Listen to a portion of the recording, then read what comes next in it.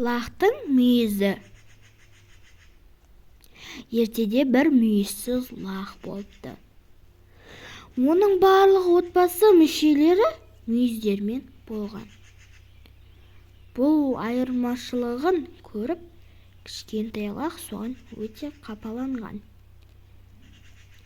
Сол жағдайды түзеу үшін лақ өзіне жаңа мүйізді іздеуге шығып, орманға қарай қашады. Орманға келгенде кішкентай лақ көп ағаштардың бұтақтарын көріп, қалай олар үлкен мүйіздерге ұқсайды. Мен жинап олардан өзіме мүйіз жасайын деп ойлайды. 2 күн бойы лақ мүйіз жасап үйіне оралады. Ол ата-анасына мақтанып, менде ең үлкен және ең әдемі мүйіз бар деп мақтанады.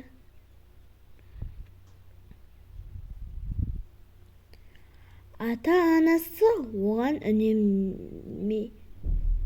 үндемей бір ай өтеді.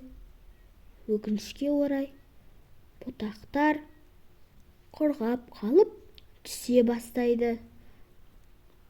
Оны көріп лақтың көңіл күйі қайтадан бұзылады.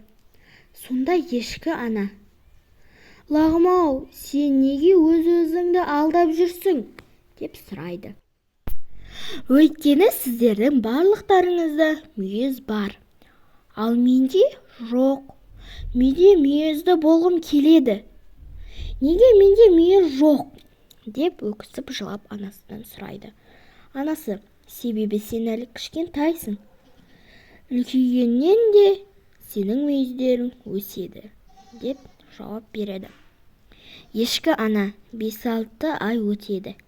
Көктем келгенде лақтың мүйізі өседі. Соған лақ текеге оралып: «Анашым, анашым, менде мүйіз өсті» деп қуанып айқайлайды. Сонда лақ ешқашан мақтанбау және өтірік айтпау керек екенін түсінеді.